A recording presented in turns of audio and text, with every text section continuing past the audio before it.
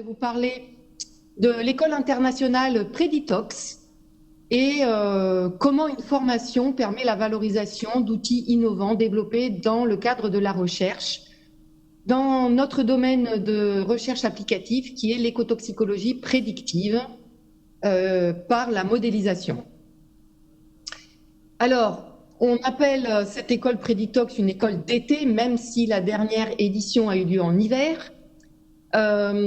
C'est une école qui se déroule sur une semaine à temps plein, avec un format qu'on appelle all inclusive, c'est-à-dire où les participants sont accueillis dans un lieu d'hébergement, soit pour manger, boire et dormir, mais aussi pour apprendre et interagir.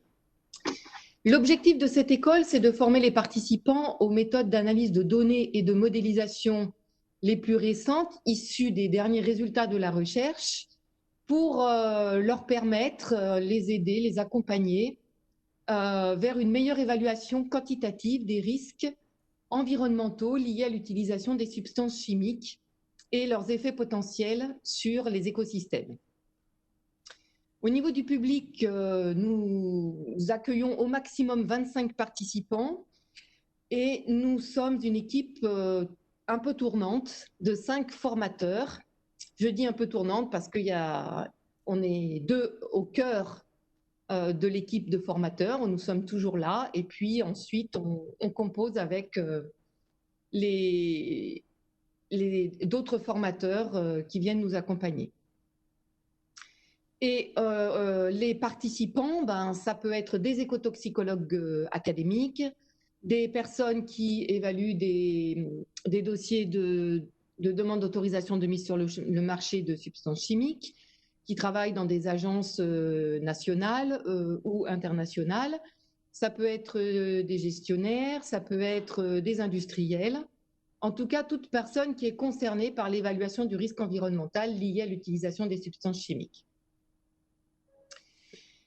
Alors, le programme de la semaine est assez intense parce qu'en général, on commence à 8h30 le matin jusqu'à 18h le soir et ça peut continuer aussi en soirée pour tous les participants qui sont restés dans le centre d'hébergement. Il y a 4 grandes thématiques. Une introduction à l'utilisation du logiciel de statistique R. Donc cette introduction se fait sur la base d'exemples dans le domaine de l'écotoxicologie. Ensuite, donc cette introduction, elle dure une journée. Ensuite, il y a un jour et demi sur les approches qu'on appelle dose-réponse par la modélisation. Donc typiquement, comment est-ce qu'on va estimer une concentration létale à 50% pour des organismes vivants exposés à une gamme de concentrations de substances chimiques potentiellement toxiques. Ensuite, on a une journée dédiée à de nouveaux outils de modélisation qui sont reconnus depuis 2018 comme étant incontournables pour faire évoluer la réglementation, mais qui ne sont pas encore passés complètement dans la réglementation. C'est ce qu'on appelle les modèles de toxicocinétique et toxicodynamique qui vont permettre, par rapport aux modèles qui auront été vus dans la partie précédente, d'intégrer l'évolution au cours du temps des concentrations auxquelles les organismes sont exposés, ce qui est particulièrement d'intérêt quand on cherche à évaluer le risque lié à l'utilisation des pesticides et qu'on s'intéresse à prévoir les effets de scénarios d'exposition réalistes d'un point de vue environnemental, par exemple pour des expositions aux champs telles que peuvent les appliquer les agriculteurs. Et la dernière demi-journée ou journée est consacrée à la modélisation d'une distribution de sensibilité pour plusieurs espèces qu'on va juger représentatives d'un écosystème donné. Et ces techniques de modélisation conduisent, d'un point de vue de l'évaluation du risque, à estimer une concentration qu'on considérera dangereuse pour 5% des espèces de l'écosystème considéré. Et puis, on complète la semaine par du temps d'expertise sur les données personnelles des participants, qui sont toujours très friands de ce temps partagé qui les fait avancer dans leur travail au quotidien. Il faudra me prévenir si je suis trop longue au niveau du timing, hein. Alors, cette école Préditox bénéficie d'un contexte interdisciplinaire à plusieurs niveaux. D'abord, de par sa thématique, parce que c'est une école à l'interface des mathématiques et des sciences du vivant, puisque nous invoquons les mathématiques, les statistiques et la programmation informatique d'une part, mais aussi l'écotoxicologie qui, par essence, est une discipline interdisciplinaire, donc une interdiscipline au carrefour de la chimie, de l'écologie et de la toxicologie. Elle bénéficie aussi d'une équipe de formateurs aux compétences interdisciplinaires. Nous sommes 2 enseignants-chercheurs en biomathématiques et biostatistiques. L'équipe cœur se compose d'une 3e personne que j'ai oubliée tout à l'heure, qui est une ingénieure d'études en informatique. Et puis, nous faisons appel plus ponctuellement à un ingénieur de recherche en statistiques appliquées et un écotoxicologue de l'ANSES qui vient assurer une part de la formation. Et enfin, au niveau des participants, eh bien, on a des participants de toute origine disciplinaire, avec des compétences très hétérogènes. On a des étudiants de master et de doctorat, des académiques, des régulateurs, des industriels, mais certains vont avoir des compétences qui relèvent plutôt du champ des mathématiques et statistiques et d'autres complètement du champ de l'écotoxicologie. Ensuite, bien sûr, cette école a une dimension totalement internationale. Alors, ça reste quand même très européen, mais bon, on envisage de motiver les participants issus d'autres continents, notamment dans l'édition 2021, par une ouverture, on va dire, avec un mode de formation en comodal, puisqu'on est en train d'expérimenter ça en local, pourquoi pas l'étendre finalement à ces formations.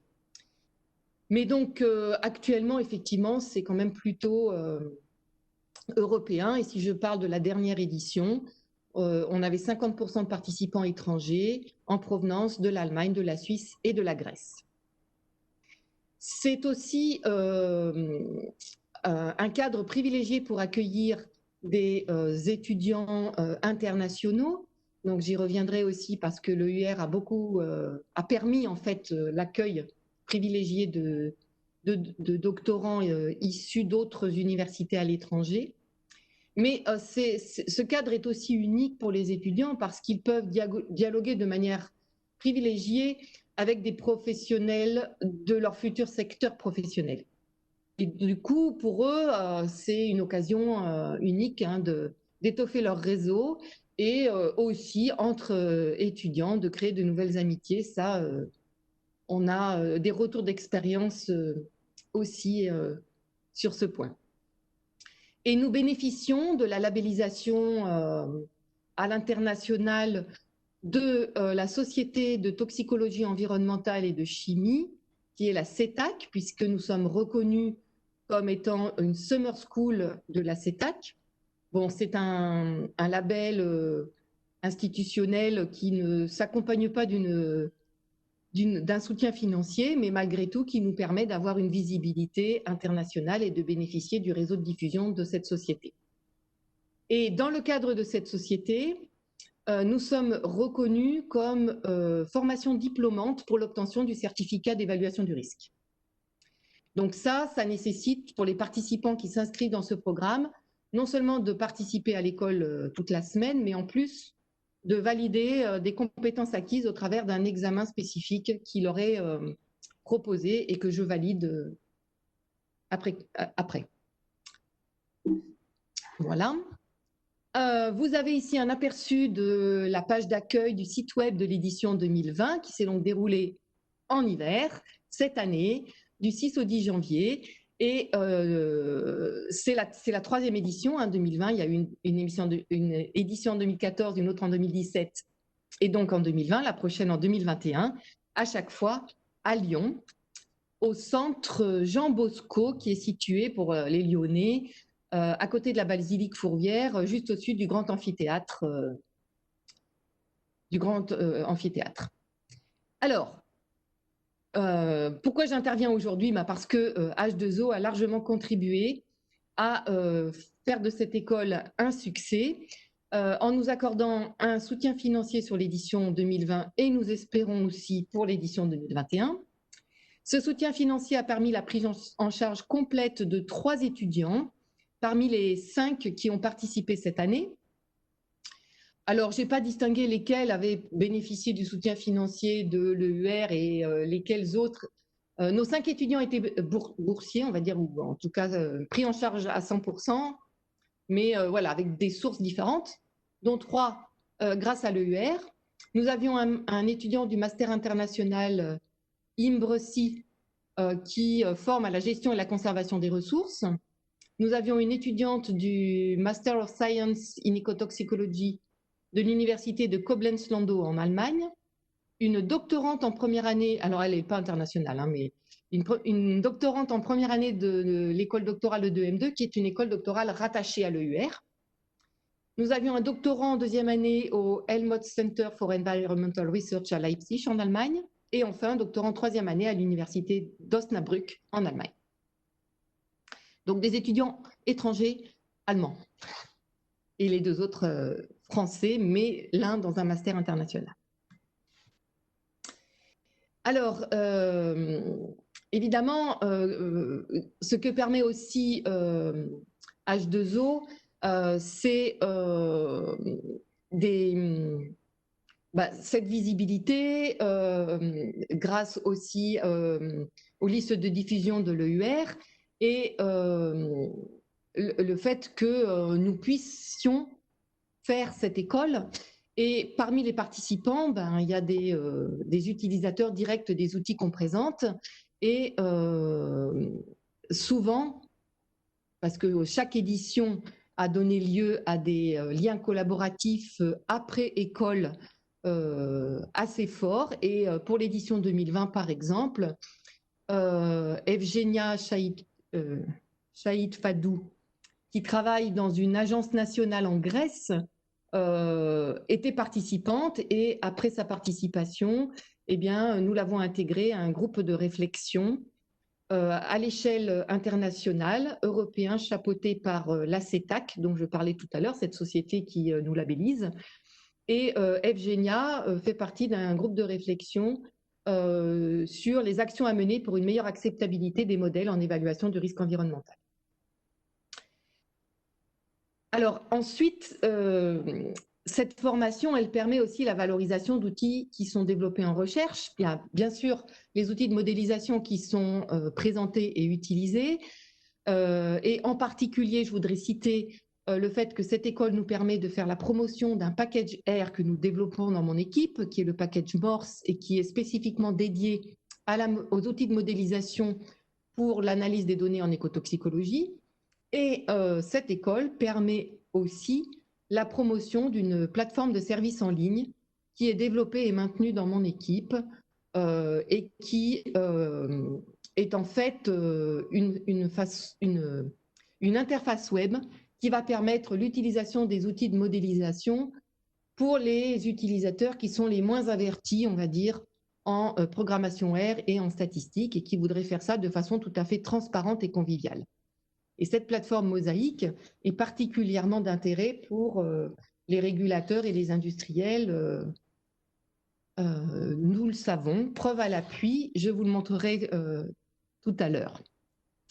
J'ai presque terminé. Donc le package Morse, pour ceux qui ne connaissent pas le principe d'un package, donc c'est une librairie de fonctions open source mise à la disposition de la communauté que tout un chacun peut utiliser gratuitement et librement, réutiliser, faire évoluer, etc., qui va permettre de visualiser des données expérimentales issues des expériences classiques menées en écotoxicologie, qui va permettre d'utiliser des modèles dose-réponse pour estimer ces fameuses concentrations létales à 50%, de mettre en œuvre ces nouveaux modèles toxicocinétiques, toxicodynamiques dont je parlais tout à l'heure, et de faire de façon très simple et rapide des prédictions de survie d'organismes exposés à des concentrations en substances chimiques qui vont mimer des scénarios d'exposition réalistes, par exemple pour évaluer l'impact des pesticides.